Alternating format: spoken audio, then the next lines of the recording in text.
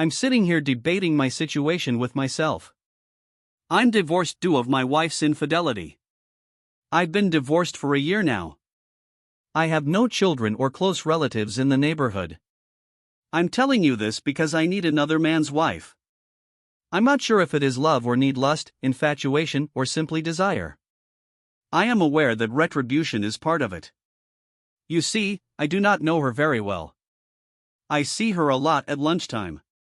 She works in the same building as me. I'm trying to find out as much as I can about her. I'm going to give birth to her, but I'm troubled by the question.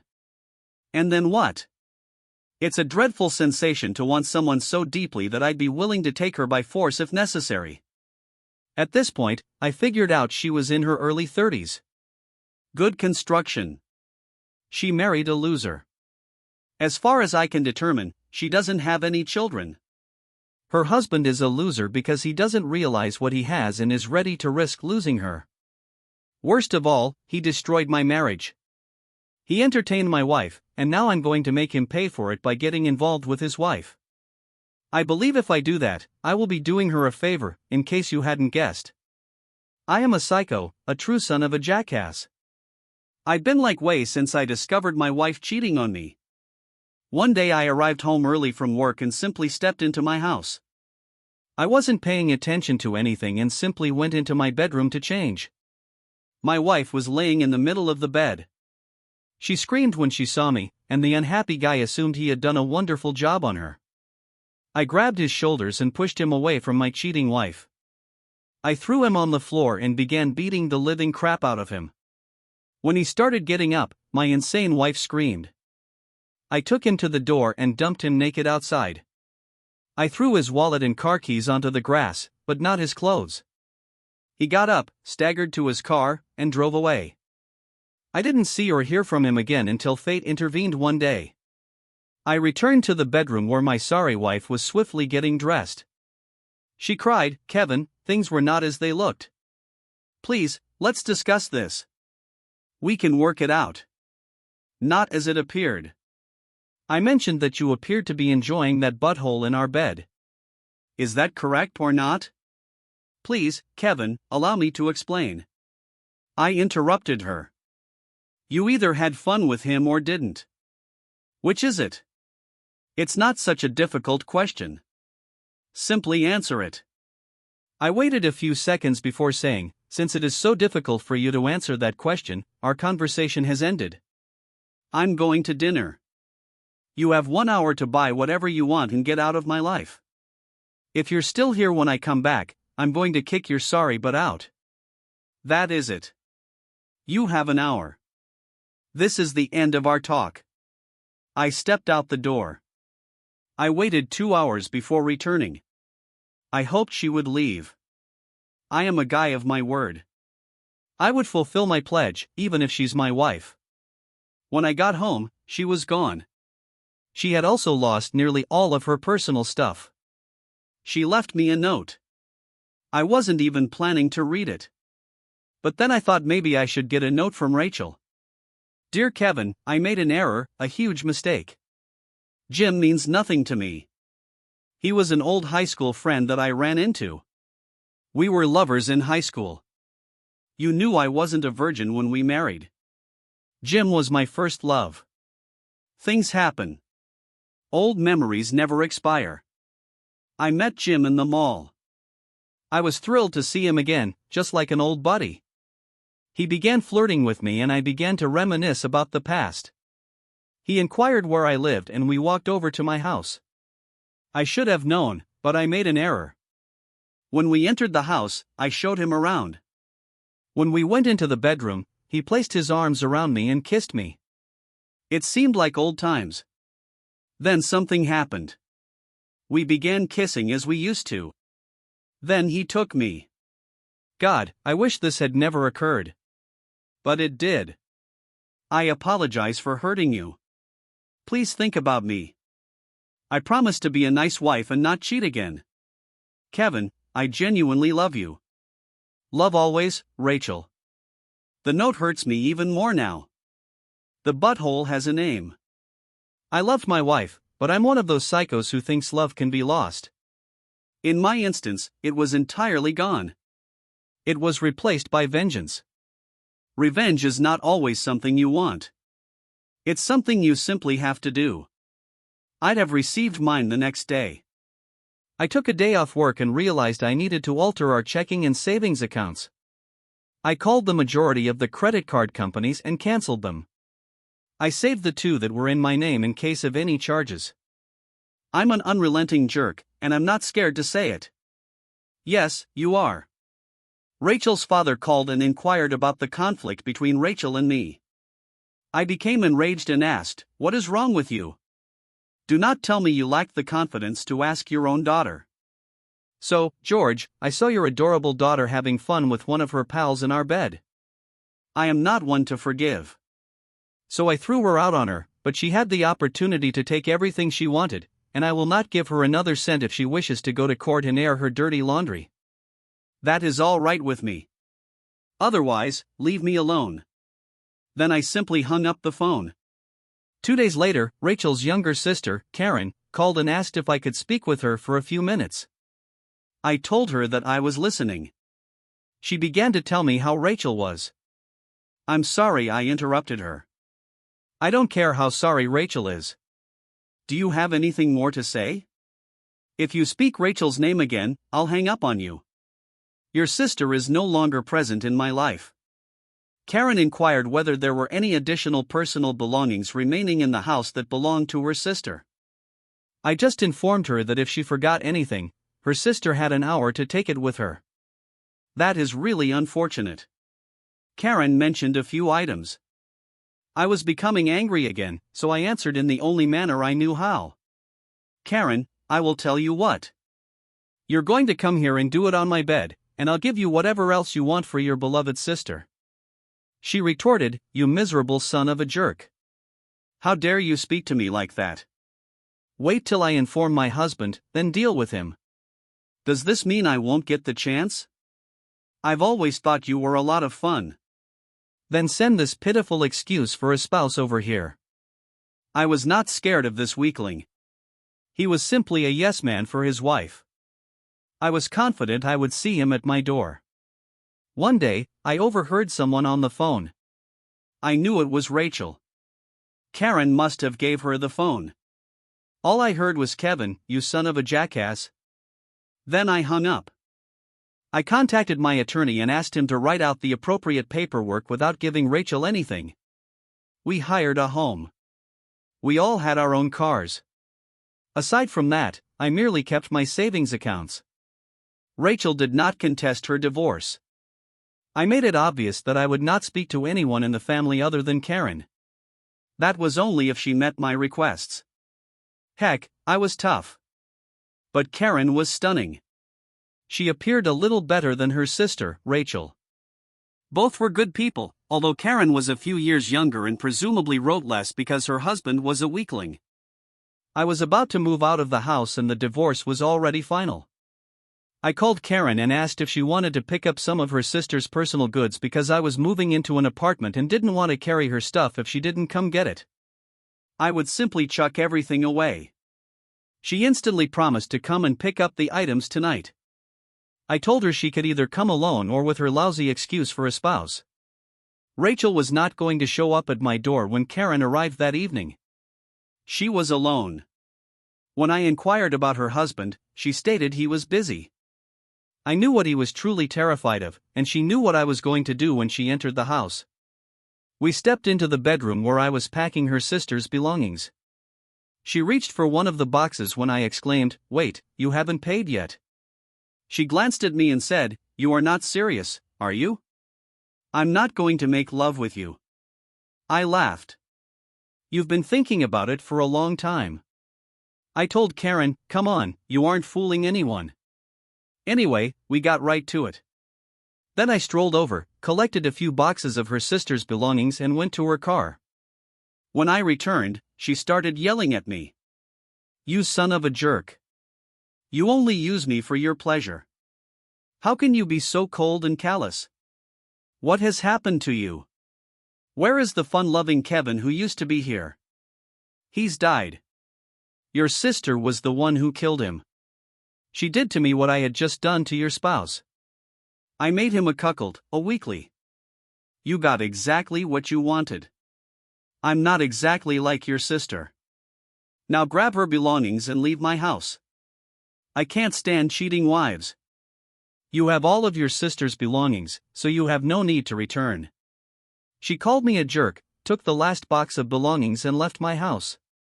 She wasn't horrible, but I knew I only wanted her to revenge her sister. It appears to be building up inside you. This is all you can think of, to seek vengeance, to get even, to hold the perpetrators accountable for their actions. That was my goal. I knew it would not fix my problems. I knew that. But it was what I needed to do, correct or incorrect. I was determined to exact revenge. Kaylee was a cute small girl that I saw every day.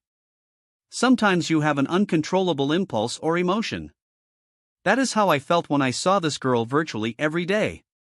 She would visit the eatery with her girlfriends. They were all laughing and appeared to be enjoying life. Marcia was one of the girls with whom she had lunch. I'd known her for years. We were friends, but not particularly close. Kind of a hello, Marcia. How are you? Kind of thing. Marcia knew about my divorce in the little village, and practically everyone I knew had heard the tales. When Marcia arrived at the restaurant alone at lunchtime, I invited her to join me for lunch. I wanted to talk with her. She sat down, slightly hesitant. I told her it was simply lunch, and I was tired of constantly dining alone. We discussed her family and how the kids were doing. She told me about her husband's elevation and other related topics. She inquired about my life and how things were doing since the divorce. Everyone knew Rachel had cheated on me, but nobody knew with whom, if somebody had the bravery to inquire. I just stated I had no idea who it was, and it didn't matter. I questioned Marcia about the new girl in the office. She introduced herself as Carly. She and her husband Jim came here about a year ago. When she mentioned Jim's name, I felt apprehensive. Marcia looked at me and said, "Kevin, Carly is a happy married woman. You're not going to flirt with her, right?" After the divorce, everyone knew I had a great personality. We told Marcia that I felt Carly was a gorgeous woman and wanted to know who she was. She provided me more information about Jim, and then I had to determine whether he was who I believed he was. If he was, I was confident that I would entertain Carly. I despised being like this, but I couldn't avoid it. One day, I ate lunch in a corner booth with a friend. He never questioned me about my personal life. He understood it was for the best, so we got along wonderfully. While we were dining, Carly and her husband entered. It was the same son of a jerk that I had caught with my wife. We talked a bunch of trash. I wanted to go back and punch the lights out again, but I remained calm. He never recognized me because he only saw me for a few seconds when I was beating the snot out of him. Unfortunately for Lee, I recognized him and proceeded to entertain his wife. I started up a discussion with Carly once while she was alone in a restaurant. I introduced myself and explained that I am acquainted with Marcia. I wanted Carly to feel at ease. She smiled as she introduced herself. I asked her if she would want to sit at the same table. She was a little worried until I informed her that she would have to pay for her own meal. That made her giggle as we sat at the table. We chatted too much about herself and she mentioned that her husband Jim had moved here a little more than a year ago. She stated that things began badly when her husband was jumped by two men and had everything he owned taken. He had to go to the emergency hospital and received sutures in his left eye. She claimed he was in a bad state when he returned home. She stated that he made a police report but was unable to provide a detailed description and the offenders were never apprehended. That explains why he never reported me. After lunch, I informed her that it was a pleasure to meet her and that she was welcome to sit at the same table with me. Now I had a serious problem. We talked. I liked Carly. I truly liked her. I needed vengeance. At the same time, I did not want to hurt Carly. What to do? What to do? I needed to think about it. I saw her virtually every day, mostly with other girls from her office. She always glanced at me with a smile. One day, I casually mentioned to her that I was going to start lunch an hour late, so I might not be able to have lunch with her again. But the next day, she had her lunch an hour late and was alone. She approached my table and requested to join me. Of course, I agreed. We started eating lunch together virtually every day. We became good friends and I developed deep affections for her. One day, I stood up and told her that she was one of the most gorgeous and sweet women I'd ever encountered. If she weren't married, I'd ask her out.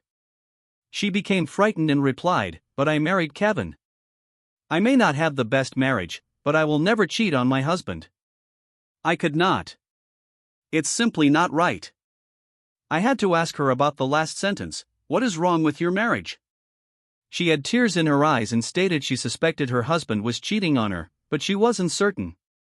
I grasped her hand and held it for 1 minute. She was trembling and I did my best to calm her down.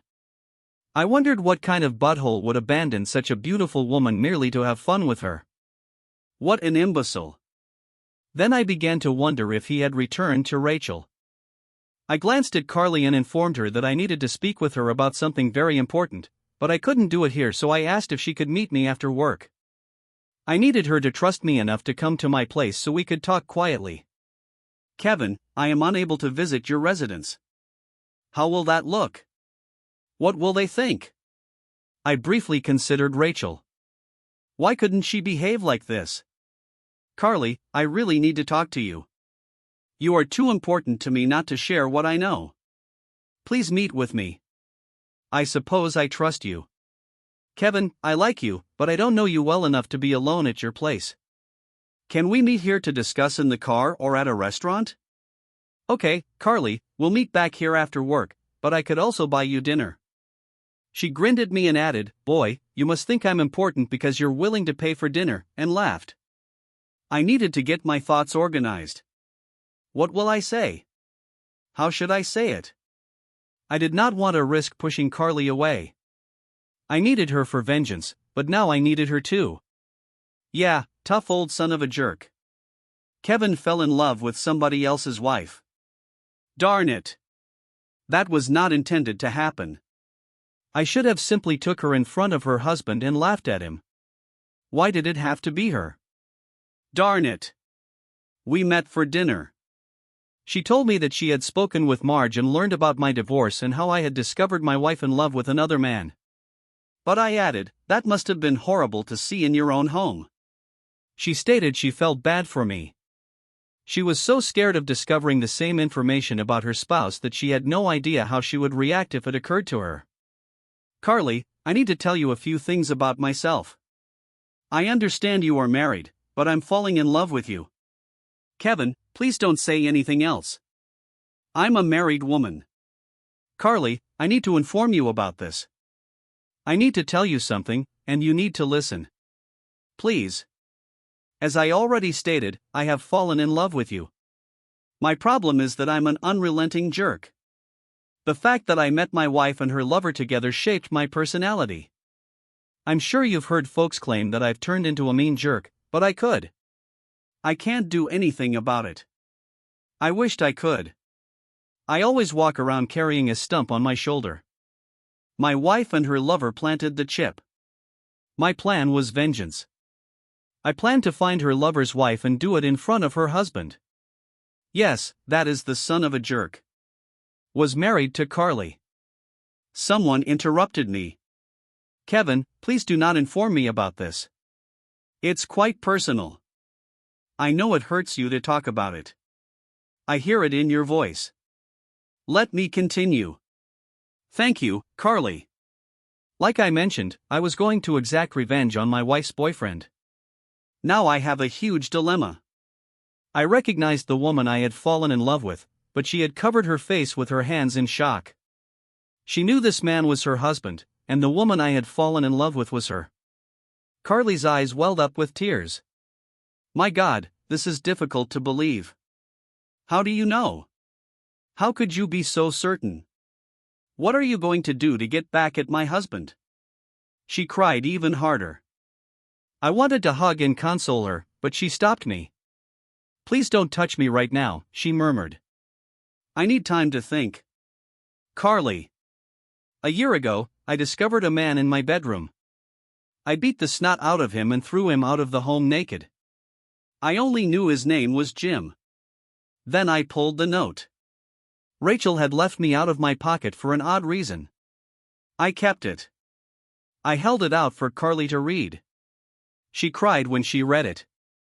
I've been watching you for the past 6 months as you went down to the restaurant for lunch.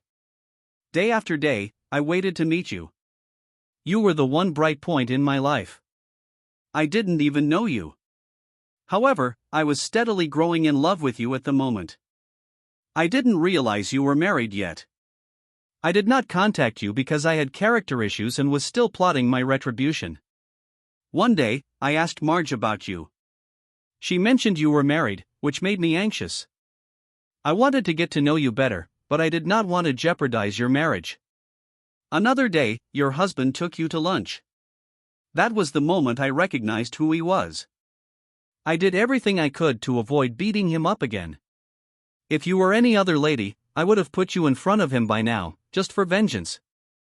Carly cried and folded her arms in front of her. I continued. I fell in love with you, and I couldn't force that on the lady I loved. I am currently in a state of great perplexity.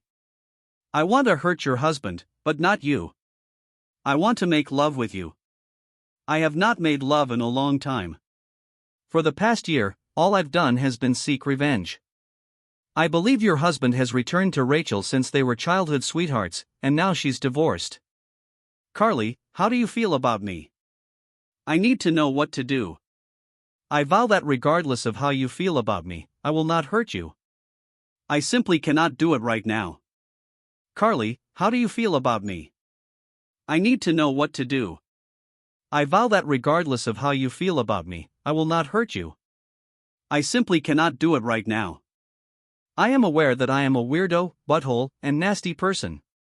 I'm unwavering. But there's another side to me, one that hasn't appeared to the world in a year. I actually show it to you. Please allow me the opportunity to show you that side of me. I can be a nicer, gentler person to the right woman for some reason deep within me. I know you're that woman. There is a wonderful guy who wants out.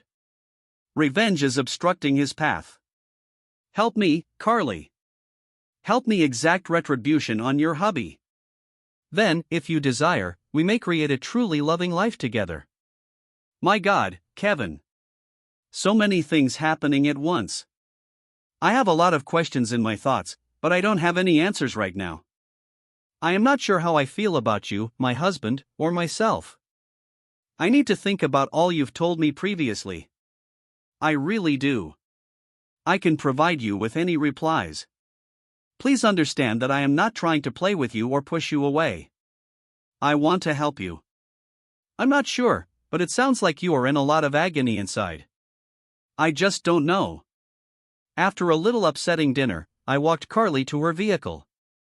I apologized if I had offended her, but I felt she needed to know the truth. I would do my best to work with her and solve our difficulties together. This may not be the best time to tell her about my growing feelings for her, but I would burst if I didn't tell her. I simply wanted her to know that she allowed me give her small hug before she went. So far, I had not resolved any of the issues. I actually only made everything worse. Perhaps alerting her about her husband's past was the wrong thing to do. I don't know what her thoughts were. I only hope things went well for her the next day. I couldn't wait to see her during lunch. I needed to know her feelings and ideas. I headed to the restaurant where we regularly eat lunch. I waited for her, but she never arrived. My God, what had I done? Had she fought with her husband? Was he trying to hurt her? If that's the case, I would kill that jerk. Perhaps she took a different approach and simply informed him about me and who I was. I was concerned about her lack of attendance. I wasn't sure whether I should call her home or just wait another day. I was having trouble concluding my workday. When I arrived home, I tried hard not to think about Carly. The telephone rang, and it was Carly. Her voice seemed distressed. Kevin, I need to see you. I know I said I shouldn't come to visit you, but circumstances have changed. I need to see you tonight. Can I come over and visit you? My God, Carly, I was so concerned about you. I had a really hard time today after not seeing you at lunchtime. Did that jerk harm you? If he does, I will kill that jerk. Yeah, come over now. I will be waiting for you here. As I hung up the phone, the doorbell rang. Who might it be? I thought. I opened the door and saw Carly grinning. I followed you home, but I couldn't tell if you were simply pouting or if you actually wanted to help me by answering the phone the way you did. I realized you were being honest with me. I apologize for the small test, but I needed to make sure. God, I was overjoyed to see her. I hugged her tightly, and she felt great. I questioned, why didn't you go to work today? She told me last night. I spent the evening trying to organize my thoughts. Jim, my husband, arrived home late, as usual, and I made excuses about being late at work. I tried to be intimate with him, but he refused. He explained that he was weary and was going to bed. I assumed that if a man refuses to have love with a lady like Carly, he either enjoyed it or is brain dead. Carly says, this morning I waited until Jim left for work before doing some detective work. I began going through my computer files, looking for hidden files and emails that did not belong. I work with computers at work, therefore I'm fairly excellent with them. Thanks to the information you provided, I was able to locate a few files. Here's what I found. She handed me all kinds of information. She said she would explain to me so I didn't have to read all this detailed information. She looked at me and said, first of all, I have to tell you that I do not love Jim anymore. After all the information I have learned about him, I think I despise him. I do not like to be used, and that's one of my possible problems with you. I took her hands and held them. Then she said, I'm not sure how I feel about you. One part of me really cares about you, but the other part of me says, careful. He just wants to use you for his revenge and then drop you like a hot potato. So for now, I want to keep our relationship in a wait-and-see mode. If you care about me like you say you do, you'll wait until our lives are clearer and then we can move on. What do you say? I smiled at her and said, that's all I'm asking for, a chance to prove myself. I really care about you, and if I start acting too fast, please just tell me to slow down. Can we seal our deal with a kiss before we start your detective work? She gave me a big goofy grin and said, no. Now let's get started. My husband applied for this job here. He didn't just get transferred. He told me he asked to be transferred. That was his first lie. It was his old hometown where he grew up. I didn't pay much attention to it at the time. I just figured he, like many people, just wanted to go back to his old places. I loved him. So I agreed to the move. He went to a reunion about 6 months ago. Was your ex-wife there? And if so, were you there? I had a family engagement at the time. It was my mom's birthday, so I went there instead of her. He told me that old reunions are usually boring. Come to think of it, my wife had a reunion. I was scheduled to go on a business trip out of town that weekend. I asked her if she wanted to come with me, but she said she wanted to see all her old friends. I never thought of that until now. Darn, you're a pretty good private investigator. Here's a copy of some of the letters between them shortly before the reunion. They're not love letters, but they definitely expected to see each other. And here are some letters after the reunion. As you can see, or at least read when you caught them having love about 4 months later, this was not the first time they had met and had love. They had been doing it for 4 months. I was pissed off that darn cheater telling me, honey, it's not what you think. It just happened. I thought I was done with my revenge on her since we weren't married anymore, that I would only be getting revenge on Jim. But now everything had changed. Carly saw the hurt and meanness in my eyes. I told Carly that I wasn't mad at her at all, but the fact that my ex-wife had made me a cuckold really pissed me off. I then looked at Carly and said, I really need to be kissed right now to calm me down or I'm going to punch a wall with my fist. I stood up and walked over to the wall. "Stop, you idiot. I'm going to kiss you. I'm going to kiss you," she shouted. When we broke up the second time, she said, "That's enough, Tiger. I'm only human too." When we sat back down, I thanked her. She looked at me and said, "It's my pleasure. Now let's get back to work. I cannot stay here all night." We both laughed as we were thinking the same thing. Here are copies of my husband's cell phone records for the last year or so. As you can see, this number gets calls almost daily. I called the phone company and the number belongs to a Rachel Miller. It's my wife's maiden name. I didn't even know she took it. I also didn't know she had a cell phone. When was it purchased? Judging from my husband's phone records with that number, it was about a month before he was beaten up by a couple of thugs named Kevin. She smiled. That means she had the phone before you caught them. That might explain why they got away with it for so long and also why she didn't fight for the big bucks and the divorce. Some of that could have come out and wouldn't have helped her. What about you, Carly? How do you feel about that? It's mostly pride for me right now, but you're still married to that jerk. What do you want us to do? She looked at me, realizing I had said the word we instead of you. I want to take everything we have away from him. I want to make him regret doing this to me. I want to embarrass him in public. How do I do all this without turning into a cheater or a harlot? I want to keep my pride and hopefully you, Carly. Do you think you could live in the same house for a couple of weeks and not give anything away? No problem. I just do not want to have love with him. Other than that, I have no problem making a dinner or two. If he keeps seeing his girlfriend regularly, he'll be fine. Well, Carly, you need to go shopping first. We can go during lunch if you want. Make sure you use joint credit cards in both your names. We do not want you to get in trouble if you only use cards in his name. Buy yourself everything you've always wanted. Build up as much debt as you can.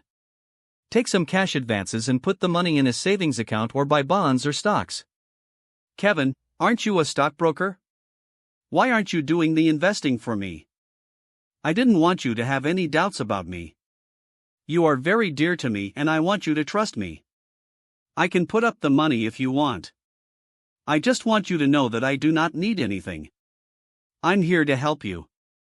If at any point you decide to make love to me, it will be revenge for me. We decided that credit cards would be our starting point.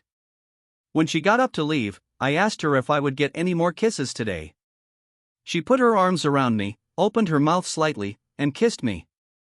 I felt like a teenager and pulled her body against my growing erection. She pressed against me with her pelvis, then she pulled away with the words, "Darn, you're good. I'll see you tomorrow at lunch." She smiled and got into the car the next day. Instead of lunch, we stopped by several banks using their joint credit cards. She took out thousands of dollars in cash advances that would give her a month to make all the transfers before the credit card bills came due. She was smart. She didn't use any of the cards just in case she used any of them. She discovered that one of the cards he used to charge his motel room twice a week. We fiddled with the bank for 3 days using 7 different charge cards. I was picking up checks and investing all the money for her. I used tax-exempt government bonds and other accounts that would be difficult to withdraw money from. Carly asked me to put the accounts in her name so her husband couldn't get the money, but I made her a cosigner on the account so that I couldn't take the money without her signature. The cosigner was my idea. I wanted her to have peace of mind about the investments in me. I started checking the latest news about my ex. I couldn't find much. I gave Carly all the information I could find about her and she used it. She told me that Rachel now works for the same company as her husband. Rachel was one of the company's secretaries. Carly used her connections and found out where they spent their time when they weren't at work. They were getting sloppy since they had been cheating on each other for so long they felt like no one noticed. Carly asked her friends to start taking pictures and recording everything that was going on. I learned that everyone loved Carly. All the other secretaries respected her whenever they had a computer problem. They called her. I learned that she was literally a computer geek without the looks of a geek. She went from office to office helping all the secretaries with their computer problems. They never felt belittled or laughed at because Carly always took the time to explain the procedure to them. They all felt protected by her.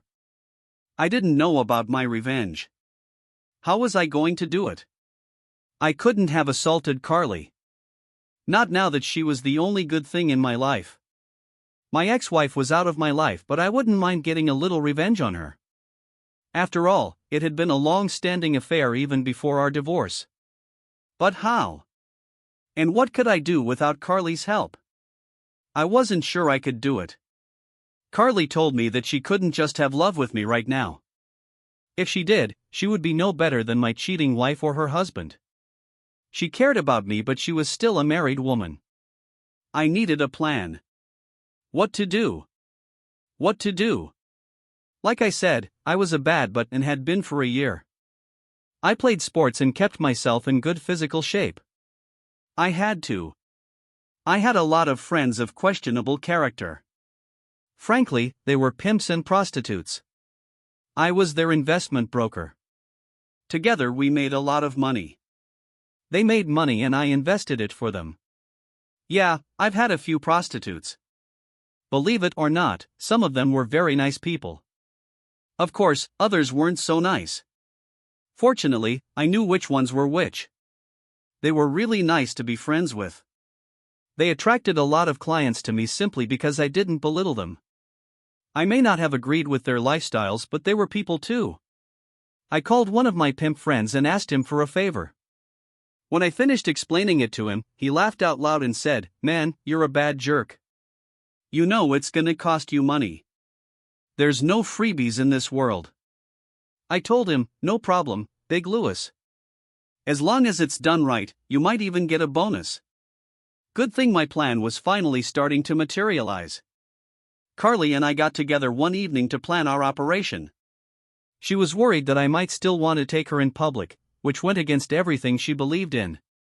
She really was a special woman with good character. I promised her with God as my witness that I would never hurt or dishonor her. She simply gifted me with her patented smile that can melt ice and said, "I think I've fallen head over heels in love with you. Just thought you should know." I asked her to take the next couple of days as vacation, sick leave, or time off. It didn't change anything except that we only had a couple of days to organize this operation. Everything had to run like clockwork to be successful. So what's your plan, Kevin? How are you going to get revenge and not use me? What do you need me to do? First, stop asking so many questions. I smiled at her. You said they have room 109 booked for next Wednesday. Is that correct? Yeah, it's booked until 10 at night. Seems like they always book the same room and always for about 5 hours. Not the best motel, but they have to rent it by the hour. Funny thing is, from the way Jim made love to me, he could rent it for 15 minutes and save a lot of money. Okay. Tomorrow I'll book the same room for Wednesday morning. I'm going to install a remote control to VCR while I'm doing that. You need to go see my lawyer. Sally Hawk is the best. Take no prisoners lawyer. Here's what you need to write. It will be your divorce decree stating that you want a divorce under such and such circumstances. And on Wednesday night, you'll have to get Jim's signature on it. How do you know he'll sign it, Kevin? And if he says no, what do I do? Do not worry, Carly. I'm pretty sure he'll sign it. The consequences are too great. Do you want me to tell you the whole plan or do you want to wait and be surprised? My God, Kevin, you're making me nervous. I do not think I can wait to hear anything. You seem so anxious and it's affecting me. The only thing I want to rub off on you is me. You're so special to me that I want you as much as I want this revenge. We're going to get our revenge. That goes for both of us. And I hope you will feel for me the way I feel for you. Then my revenge will be complete. Are we going to completely ruin their lives, Kevin? I do not really like that. I just want to get even. We'll throw their lives into chaos, but their lives will go on unless they're stupid enough to sign the divorce papers. Okay, honey, here's the plan. They usually meet between 5 and 6 o'clock, since Jim usually gets there about a half hour before Rachel. We're going to work on him. My friend Big Louie is going to stop by to see Jim. Sally and Sue will be with him. They're prostitutes who aren't working right now because they're sick. Big Louie needs him to take care of his women. The last thing Jim would want to do is cross Big Louie. How do you know these people, Kevin? They are my clients. They bring in a lot of money and I help them invest it. Of course, when Rachel shows up, she'll have a choice to entertain her. Jim or Big Louie will get his share of the fun. Now, during all this, you and I will sit in the van and operate the remote control. And when the time is right, you'll walk in, catch them doing it and ask for a divorce. Then you'll walk over to the closet and give Jim a choice. Sign the divorce papers or walk away with the tape and send a copy to his employers and company headquarters. The choice is his to make after he makes his choice. You will return to the van. Big Louie will be there to protect you from any harm. He won't leave until you do. So what do you say, Carly? Will it work? She smiled at me and said, You do it more for me than you do for yourself. Do not you? God, there's another side to you and I'm starting to really like it. Let's go over the next few days. We got everything set up. Carly met with Sally Hawk, our attorney, who said she wanted to be there herself to serve Jim with the divorce papers. There was no question that she would put his signature, the legal document. She was the best-known divorce attorney in the state. Sally said it was such a great plan and that we had sent her many cases over the years. She was a good friend and just wanted to get involved. Big Louie was ready.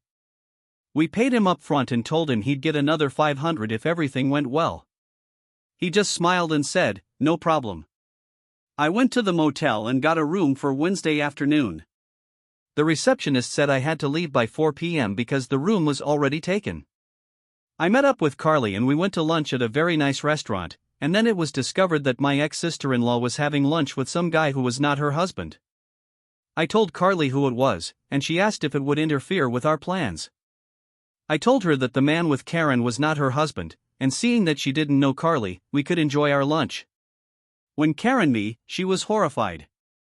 Caught in the act, so to speak. I could see she was very nervous and wondered who I was with. Carly looked great.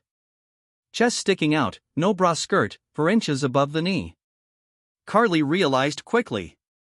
She moved to the seat next to me instead of across from me. Then she turned my face toward hers and kissed me. She put all her strength into that kiss. It wasn't just Karen, but everyone who could see us. Carly pulled away and smiled. Do you think that got anyone's attention? Then she kissed my open mouth again. She stopped when the waiter made some strange noises. I looked at the waiter and said, She's a beautiful woman, isn't she? He replied, Yes, that's her, sir. She belongs to me, doesn't she, sweetheart? I said, looking at her, It's only you, baby. You're the only one I belong to. She smiled. God, I hoped it was true, but I knew she was putting on an act, so my ex-sister-in-law would have something to say to Rachel. Karen never came to visit. God, I wonder why. Carly and I finished lunch and headed out the door. We went into an electronics store and bought the equipment we needed as we were leaving the store. She said that the kiss at the restaurant was real. She said she meant it even though she did it to mess with my ex-sister-in-law. It was Wednesday morning. Carly and I were on edge. Any sting operation puts nerves on edge. Every detail has to be timed and done right. There's not much room for error. Carly met with Sally to make sure the divorce papers were in order. I went to the motel room and set up the video equipment. I parked the rented van at the front of the building so it wouldn't be conspicuous in the evening. Together with Carly, I headed over to Big Louie's when he saw Carly. He almost crapped his pants. Geez, man, what kind of doll is that? He asked. I looked at him and introduced Carly. I know she was nervous, but Big Louie had a tendency to have that effect on people. He was 6 feet tall and about 320 pounds blacker than the ace of spades, but he was a very smart guy. He had a master's degree in business. His fortune was in the millions. I know, because I was his financial broker. He saw that she was nervous and told her, "Do not worry, little lady, no one is going to hurt you. Kevin is my friend and I respect the man. I will make sure you are protected. No one is going to hurt you." She felt a little better and thanked him for his kindness. Louis said he and his girls would show up around 5:15 p.m. He wanted to give Jim a few minutes to get organized. Earlier that day, Carly put her computer knowledge to use. She sent an email to both Jim and Rachel informing them that a note had been received from the other. It read, "Honey, I have a special treat for you today. Please do not ask any questions when you get here. I know you'll be surprised. Just say yes. Also, to make it special, let's not communicate for the rest of this day. I want you to remember this night for the rest of your life. I love you. Me?" At 4:45 p.m., Carly and I got into our van and waited. At exactly 5 o'clock p.m., Jim arrived and walked into the room. Carly and I got into our van and, at exactly 5 o'clock p.m., Jim arrived and walked into the room. We were very nervous. This was a big event for us. At 5:15 p.m., we watched as Big Louie, along with Sally and Sue, walked up to the room when they knocked on the door. We turned on the cameras. We didn't want to start recording until the action started. We had 2 cameras, one above the lights and one inside the smoke alarm. Incredible image quality from the pinhole camera. We'll have to remember to go back tomorrow and get the cameras. Carly and I were nervous as heck when Big Louis knocked on the door when he opened the door. We heard Jim's question. "Who are you?" Louis explained. "I was paid to bring my 2 women into this room." Jim said there must be some mistake. Then Louis asked, "Do you have any trouble entertaining my ladies, buddy? Are you Jim Nelson?" Jim replied that he did, but he wasn't expecting company. Louis told him that they had been paid in advance to come to this room and do it to the occupants. Louis told him that they weren't a charitable organization and they wouldn't give the money back. He then squeezed his way inside. We started the tape. Jim was nervous. You could see it on the tape. He thought it was a surprise Rachel had for him after he got the email. So he agreed and took off his clothes. A little information about Sally and Sue. Sally was black and Sue was Caucasian. They were really beautiful women. Even though they worked as prostitutes, they were good at what they did.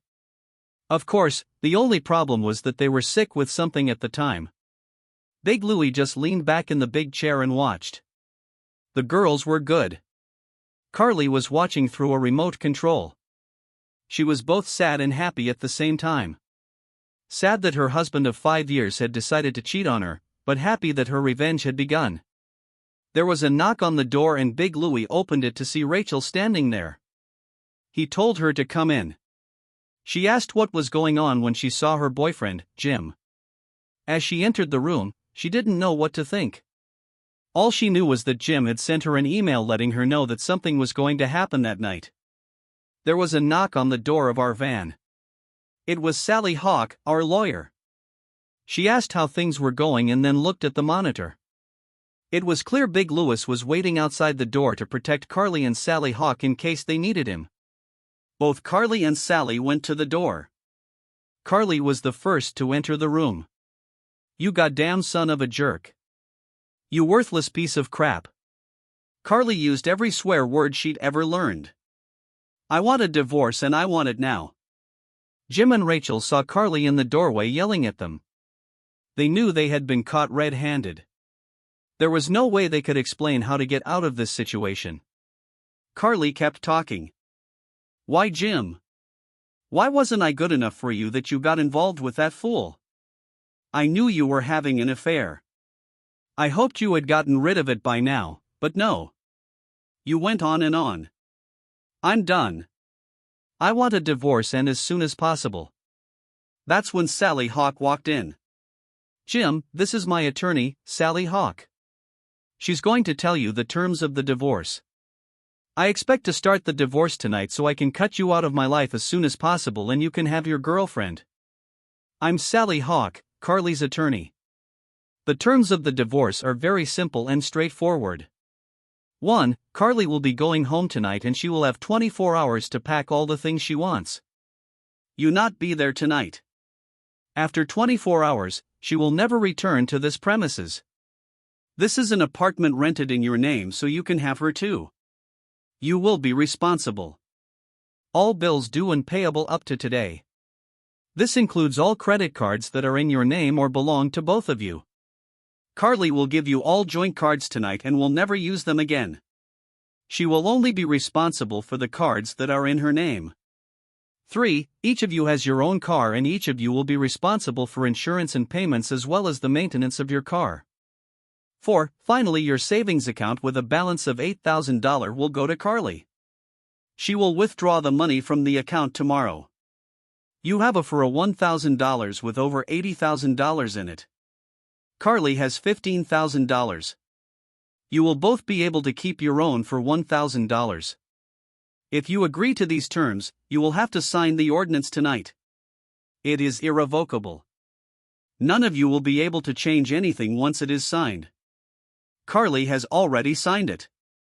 Just sign on the line where it says, husband. Sally held out the document for him to look over and sign.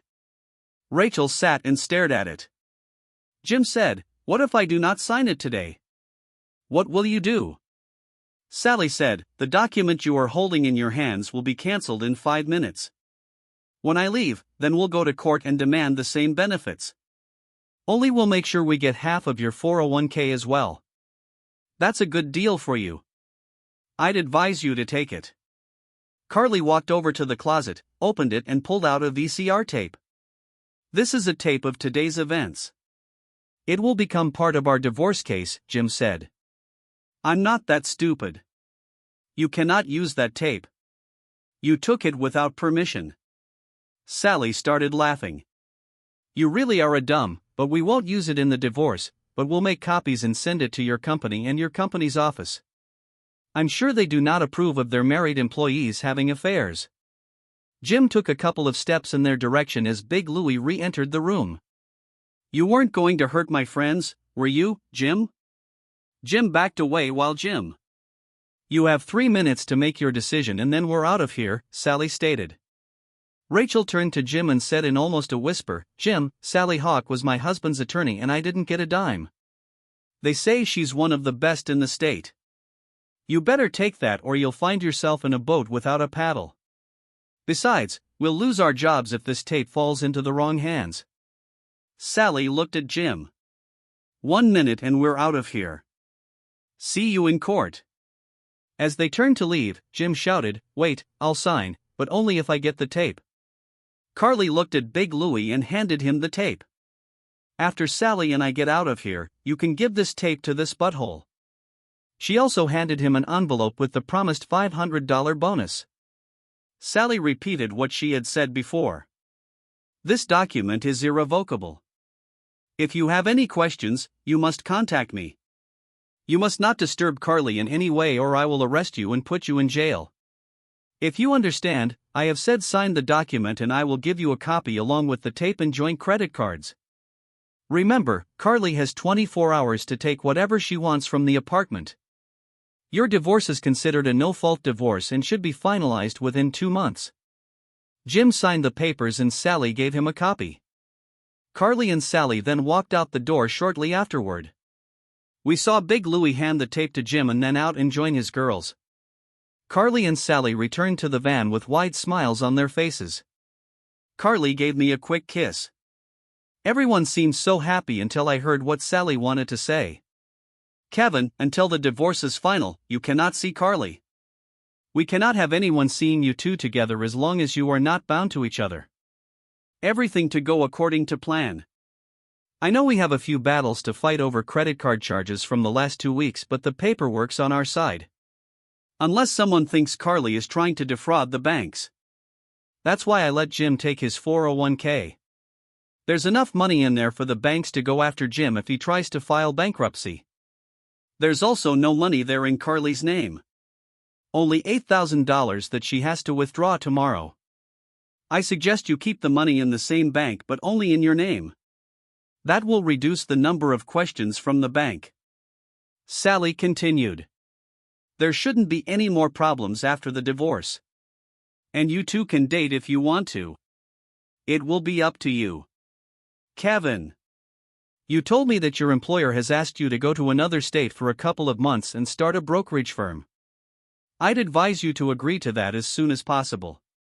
Carly will be fine. I'll be here to keep an eye on her. I hate to say it, but you're Carly's biggest problem right now. Of course, I cannot force you to do anything, but I strongly advise it. Carly was crying and I just hugged her. I knew that everything Sally said was true. The only problem now was me, the only weak link in the chain. I kissed Carly goodbye and told her to contact me after the divorce. I would be waiting for her. Sally and Carly got out of the van. Sally drove Carly home so she could pick up anything she needed. They had gotten the truck earlier in the day. Carly could haul whatever she wanted. Sally said I could call her if I needed to talk or find out anything about Carly. After the girls left, I looked at the monitor again and noticed that Jim and Rachel had left. I walked out and went back into the room and gathered my equipment. I grabbed my backup copy of the recording in case we needed it in the future. Funny how no one ever asks if we have a second copy. 2 cameras, 2 recording devices. Iris hacked it all up and headed home. I was very happy for Carly and sad for me. The next day I came in and talked to my supervisor. I told him about the temporary job. I was scheduled to leave for Chicago on Friday. I hoped that things would work out for Carly. She really was a wonderful person. I guess she had a revenge. I was the only one left standing. It was fun to help Carly. I really loved her. When I arrived in Chicago, I jumped headfirst into work. We were opening a new brokerage firm and starting from scratch. If I wasn't working, I was sitting in my room sulking at Carly for the first couple of weeks. I kept wondering if Carly was okay. I kissed a guy called Sally Hawk. She was glad to hear from me. She said everything was going well, as they expected. Jim had hired a lawyer and wanted to contest the ruling. The lawyer told him he was barking up the wrong tree, and if he wanted to take the fight to Sally, he'd better find a new lawyer. Jim was throwing around accusations Carly. He said that she had set him up, but when it came to proof, he had none. Sally told Jim that if he continued to accuse Carly of anything, she would sue him. She was tired of his whining. Sally also revealed that Jim's lawyer had mentioned that both Jim and Rachel had contracted syphilis. They had to get shots and not make love until it was gone. I kissed. They could have gotten the new strain from each other. Finally, Sally said that Carly had moved into a nice apartment near her work. She had taken about half of the things from the old apartment to set up the new one. She was told not to talk about me for fear someone would connect us. Of course, she hasn't dated, but so far it's only been a few weeks. In a one-on-one conversation with Carly, Sally said she really missed me and that I was a really nice guy. I wish I could say that at the time while I was in Chicago. Flew by. But it didn't. I really didn't feel much better than I did before this whole revenge thing started. At least then I could see Carly every day for Thanksgiving. I kissed. I went to Michigan to visit my parents. I needed to get away for a few days. It was nice to see my family. I took my sister with me to the Christmas store and bought everyone in the family something. I went to the jewelry store and bought an engagement and wedding ring for Carly, hoping that someday she would say yes to me. After the Thanksgiving holiday, I headed back to Chicago. I figured I would be there for about 3 more weeks. I was cold, windy, and lonely in Chicago. All things I could think of. The lights of the city looked beautiful, but not when I had no one to share them with. We, meaning me and the new agents, got the business off the ground. My kids were going pretty well. Lots of clients came in wanting to invest before the end of the year. When I got back to Ohio, my boss met me. He complimented me on the success of the new firm. From a work standpoint, everything was great. I just hoped that things would go well in my personal life. As soon as I got back to my apartment, which was 2 days before Christmas, I called Sally Hawk. I didn't even have Carly's number since she had moved. Sally was so happy to hear from me. She asked about the business and I said it was going well. I asked her about Carly and how the divorce was going. She hesitated before telling me that the divorce had been finalized 2 days before. I asked her for Carly's phone number. I kissed that she had no right to give it to me but would call Carly and let her know I was back in town. I thanked her and she wished me good luck. I wasn't sure how I felt. Carly was now divorced. I had no idea what she'd been thinking about the past few months since I'd left for Chicago. I had the bright idea to stop by our favorite restaurant where we met for lunch every day. I went there hoping to see her. My friend Marcia saw me and waved me over. I invited her to join me. Maybe I could learn something. Marcia started saying how nice it was to see me again.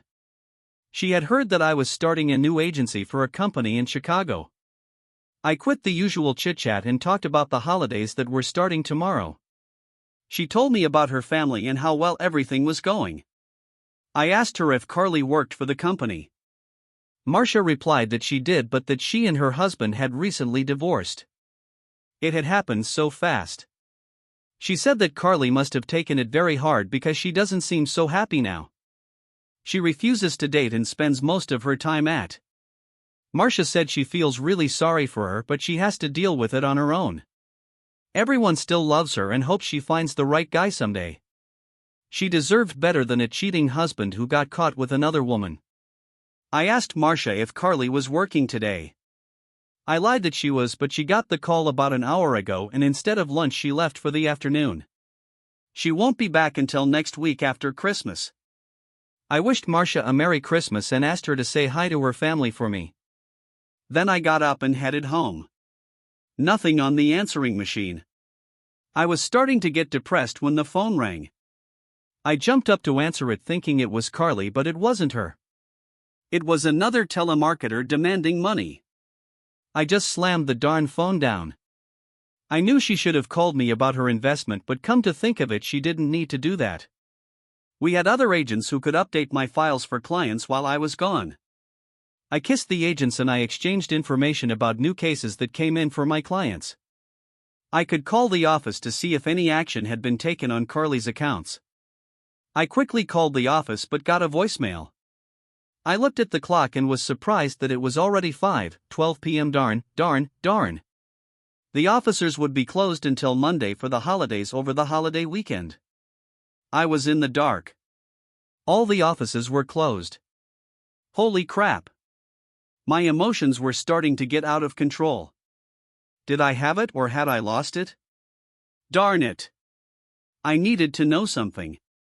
How could I get through this weekend without knowing anything? The phone rang again.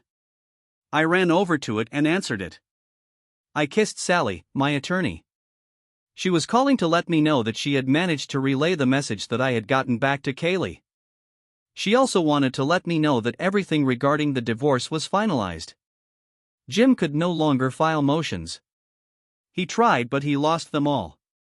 He had to cash out more than half of his 401k to meet the bank's credit card requirements. I told Sally that she was a true and a pleasure to do business with. I thanked her for the information and wished her a Merry Christmas. There was a knock at the door when I opened it. I found it was Mary, my neighbor. She had been picking up my mail and cleaning the apartment while I was away. I invited her to come in for a few minutes. I kissed. Was a nice older woman who cleaned apartments for extra income. She usually cleaned mine about twice a week. She handed me my mail and handed me a tray of homemade cookies for the holidays. I asked her to hold on a second because I had a gift for her too. I walked into the house and handed her an envelope with 3 crisp $100 bills for Christmas. She smiled and thanked me and then left. There was no shortage of nice ladies like Mary in this world. She was a pleasure to be around. I was hungry so I called the local pizza place and ordered a pizza. I asked for it to be delivered. I didn't want to go anywhere else today. I asked them to stop by the grocery store and buy me a 12-pack of Miller Lite beer.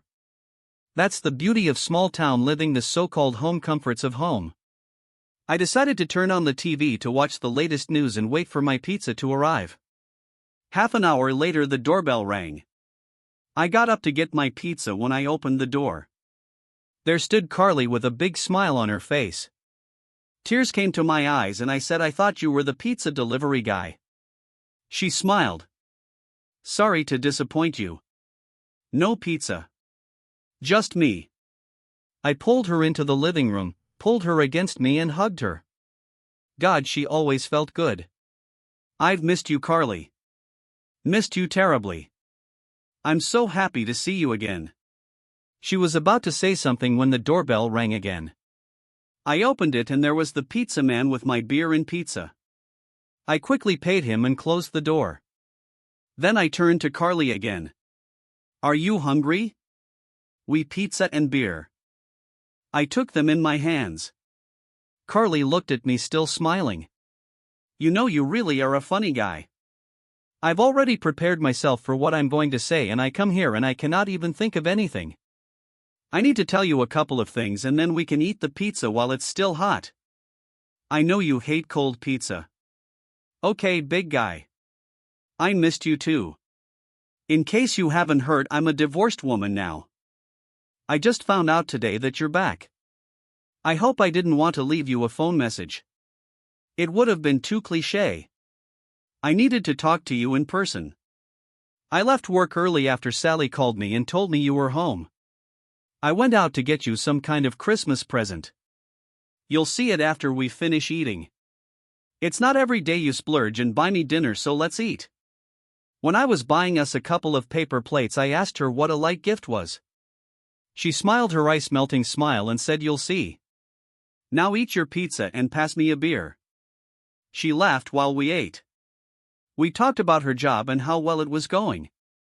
I told her about the agency we had started and explained the details. I opened. We both avoided the serious questions. They were bound to come up soon. When we finished our pizza, Carly looked at me and asked, "Are you ready for your massive gift?" I smiled and said, "Yeah, is that?" Carly held out a small bag the size of a small lunch bag. "I'll be right back," she exclaimed when she left the room. I put the pizza and beer on the counter, reached into the drawer that held the ring I'd bought for her, pulled it out and slipped it into my pocket. She called out from the bedroom. "Are you ready?" I shouted back, "I think so." When she walked in, she said, "I bought this as if for you today. If you want, you can unwrap it." I opened, standing in a red silk lace bra. She even had a little red silk lace bow in her hair. She looked at me and said, "I am no longer a married woman and now I will not cheat on any husband. If you want your present, we can go to the bedroom." Tears were streaming down my face. I looked at her and said, "On one condition." I reached into my pocket, pulled out a ring and said, "If you marry me." She cried, ran up to me, and I began to hug her soft, warm body. She cried out, "Yes, I will marry you. Yes, yes, yes, God, how I have fallen in love with you." I picked her up in my arms and carried her to the bedroom. I opened was incredible. I'd never been so exhausted in my entire life. I rolled off her. She snuggled against me and we fell asleep. We must have slept for quite a long time. When we woke up, the house and the room were completely dark. It had been a long time since I had woken up next to a woman I wanted next to me. I needed to get up and pee. I couldn't wait any longer. Carly showered and cleaned up and I stuck the leftover pizza in the oven for a while. It always tasted better out of the oven while we ate the pizza. We talked some more. I asked Carly when she wanted to get married. She replied that she wanted it to happen as soon as possible. I opened. She didn't want to wait. By then it was about 10 in the evening. I called Sally Hawk at her house. She answered by asking, "What's the matter, Kevin?" She must have had caller ID. I told her that Carly and I had a problem and she might be able to help solve it since she was a lawyer. "What's the matter, Kevin?" "I'll help if I can. Carly and I want to get married as soon as possible, but tomorrow is Christmas Eve and we need a judge to have him marry us. Do you know anyone?" Sally started laughing. "So Carly called you?" I'm happy for both of you. Meet me at the courthouse tomorrow morning. We'll get our marriage license and then we'll come to my house. I open. Mr. Hawk, my husband is a judge. I know he's going to marry you. I'll see you tomorrow morning at 9 o'clock sharp. The next morning, Carly, who was beautifully dressed and I dressed in a suit, met Sally at the registrar's office. We got our license and went to Sally's house to get married. Her husband seemed like a nice enough guy for a judge. You never know what to expect with lawyers and judges, but we knew Sally was the best. Carly didn't have many relatives left in the area, just a few distant cousins. So we decided to go to Michigan and surprise my family with a new wife. To say they were happy or overjoyed would be putting it mildly. Better to say thrilled. I opened. I loved Carly, and how could they not? She was definitely part of the family. Wow, Christmas turned out pretty good after. We had to move back after Christmas. We both had jobs and now we had to move. We decided to live in my apartment. It was rented for a month. Anyway, every day after work we would move some of her stuff over to my place. It was fun doing almost everything together. The girls where she worked were so happy for her. They said the old Carly was back. Marcia was a little shocked when she found out I was a new husband, remembering that I was a very vindictive. I remember Carly telling her, "Do not worry, Marcia, he's a puppy and I love him very much." Eye-opening New Year's Eve party was approaching. Almost all the successful businessmen in the neighborhood were attending. I asked Carly, "Honey, do you want to go to the party of the year? It will be our first time for everyone to see us together. I want to show you off. Besides, our ex-spouses might be there." Carly thought for a moment, then looked at me and said, "Kevin, I love you with all my heart and I want everyone to know it. Yes, we will go to the New Year's Eve party, my dear husband." I watched her start to gather herself. We went to a New Year's Eve party. Carly looked amazing. She was wearing a red blouse that matched her lace bra perfectly. Everyone wanted us to sit at their table. My boss and his group, Carly's friends, and even the few friends I had. Sally and Judge Hawk invited us to their table. We decided to sit right there. I looked at Sally and told her that I had never seen a lawyer look so good. She looked amazing. They introduced us to everyone else at their table. It was mostly judges and their wives, and they all seemed like pretty nice people. The music was, but it was New Year's Eve. Carly and I got up and did all the slow dances. Other men asked Carly to dance, but she always replied, "Not this year. I only to dance with my husband. This was our year to be together." The only exception we made was I did one dance with Sally and Carly did one with the judge. They were special friends. While dancing, we found ourselves next to Karen, my ex-wife, sister. As it happened, we almost ran into Karen and her husband on the crowded dance floor. She looked over and said, "My God, that's Kevin." I looked at her and said, "Good evening, Karen, and Happy New Year to you." Then I said, "I would like to introduce you to my wife, Carly. Carly, this is Karen and her husband." He reached out to shake Carly's hand and said, "Bob, my name is Bob." Carly gave her a patented smile and said, "Nice to meet you, Bob and Karen." Carly then looked at Karen and said, "Didn't we meet before at Robson's restaurant on Old Highway 40 about 2 months ago?" Bob replied, "No, this place is too expensive for our tastes." Karen turned white and said, "It was nice meeting you too. We should get back to our seats." We knew she had to come back and we were here. We looked over at their table. Rachel knocked over her glass when she realized I was there. We saw them quickly turn around and look at us. We heard Rachel say, "My God, Jim, he's with your ex-wife." Jim almost fell off his chair trying to turn and look. Karen looked at Rachel and said, "Rachel." He introduced her as his wife. Jim said that son of a jerk set us up. They took over $100,000 from us. Plus they set us up to get an STD. How did they find out about everything?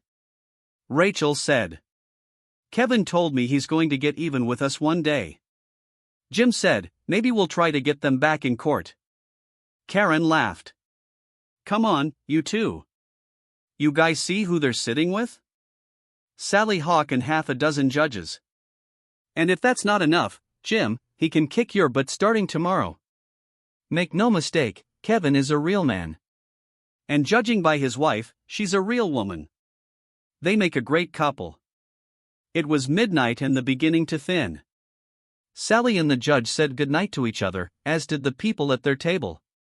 So after the next dance, Carly and I decided to sit in a booth near Rachel, Jim and their group. Carly excused herself to go to the restroom. When she came back, she saw Jim and Rachel kind of watching her in the out of the corner of her eye. Carly asked me if I was ready. I looked at her and asked, ready for what? To go home, honey? No, Kevin, you're ready for revenge. Then she said loud enough everyone at the table to hear. Happy New Year, lover. Who says revenge cannot be sweet? Happy New Year. Thank you for taking the time to hear today's story. If you enjoyed the article, please feel free to like and subscribe if you haven't already. If you have a tale to share with me regarding your own or someone else's circumstance, please do not hesitate to contact me. Take care.